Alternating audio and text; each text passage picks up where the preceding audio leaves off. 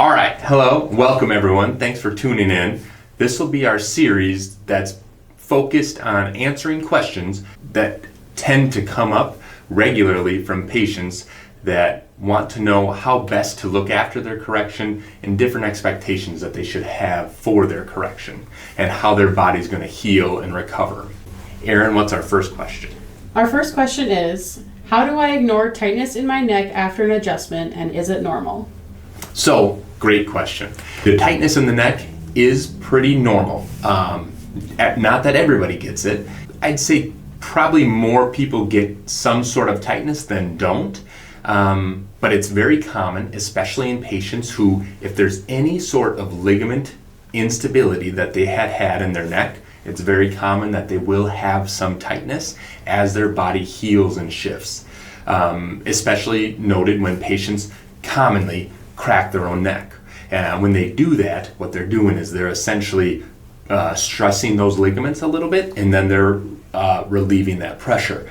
When we change that position, when we change how the head sits on the neck, on the body, what we'll see is that increase of pressure, and as that pressure increases, your first thought may be, I'm going to crack it and relieve that pressure. We don't want to do that. We want to allow that pressure to increase because that's part of that realignment process. The nice thing is you can see it coming, you can consciously feel it, and if you can ignore that, that pressure will go away on its own. That's, like I said, part of the realignment process. Then later on, when you're never even thinking about it, the next day or a few days later, you might be just kind of reaching for something or moving and shifting or twisting and really doing just normal daily stuff. And all of a sudden you're going to hear, and it's this alignment of the structure, and the body's doing it on its own. It's doing it naturally. That we are very happy with. We don't want to force it. If we force it, then we're doing it unnaturally. Question number 2, speaking of cracking necks, I know I can't crack it, but I have the urge to crack it. Are there any appropriate neck stretches that may help the ease of this urge to crack it without losing my correction? Good question. So neck stretches are not a requirement, not necessary for holding the correction. What we want to do is allow the body to make the changes that it has to make. And like I was saying, that tightness or that pressure, that happens for a reason. So we want to just consciously be aware of it and let the body make those changes. The longer that we stay in this corrected position, the stronger our body's going to get and the better that function's going to be. We're going to have better range of motion, for instance. So we won't actually have to do these active movements or training or anything like that, because the ability for us to be in alignment, for our structure to be improved, it comes from here. It doesn't come from like an outside source in terms of like, strengthening this muscle or inhibiting this muscle. That's not how it works. It actually, all the communication, all the control comes from right here. So when we have it corrected, our body's in that better position. So we don't have to worry about doing these different stretches and such. Last question. How can I tell the difference between soreness from healing and soreness from being out of alignment? That is a great question as well. It's very difficult to tell, especially for a new patient, because we don't know what it's like to be, well, we knew what it was like to be out of alignment for, especially if it's been a long time. Then when we're in alignment, we're not actually used to that. So that's why it's so important to get checked after it with like follow-up care. And the way that we do it at Trillium, every time that a patient's holding, we put more time between visits. So they get used to being in alignment, and then they'll have certain soreness or movement or weird sensations as their body's moving and shifting and getting used to this new position. What we want to do is we want to just allow the body to keep working. We've focused on certain soreness is definitely there for a reason.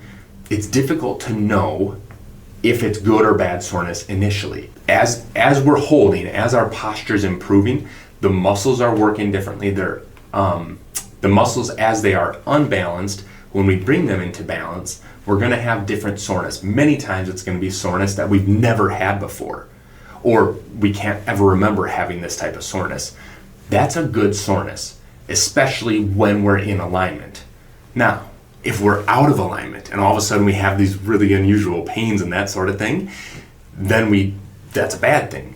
The hard part is knowing the difference, which is exactly what the question's about. The best thing that you can do is when you come in and get checked, if you're holding your correction, pay attention to what you're feeling at that time and pay attention to what you're feeling afterward.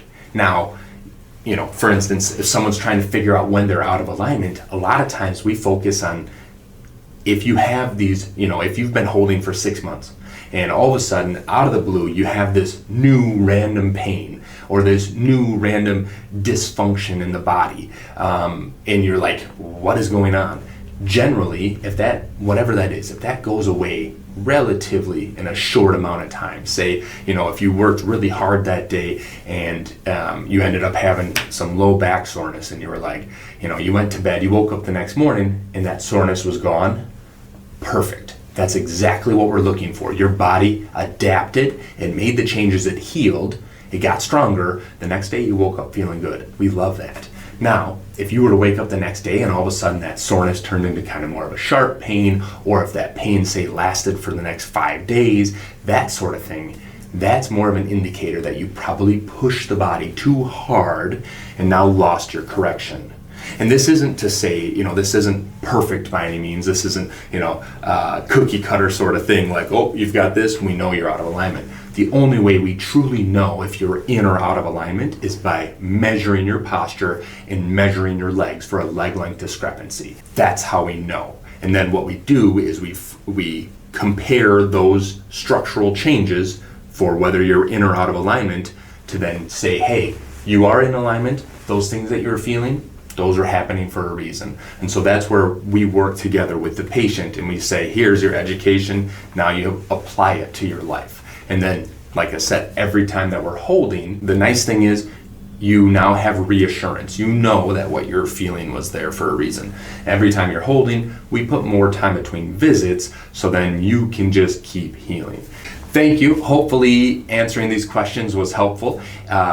If you have more of them, keep them coming. Keep leaving comments. Erin does a great job of keeping track of all the questions and all the comments. If you want us to go further in depth on something, if something has been kind of on your mind for a while and you've been wondering about it, please leave a question, leave a comment. We'd be happy to go in depth on it. And if you're having that question, the likelihood that another person is really high. So we're just here to try to educate and try to give you the empowerment of your own health, help you on your journey. So thank you for joining us. I'm Dr. Callan Stittelberg at Trillium Spinal Care at our beautiful Trillium Spinal Care studio.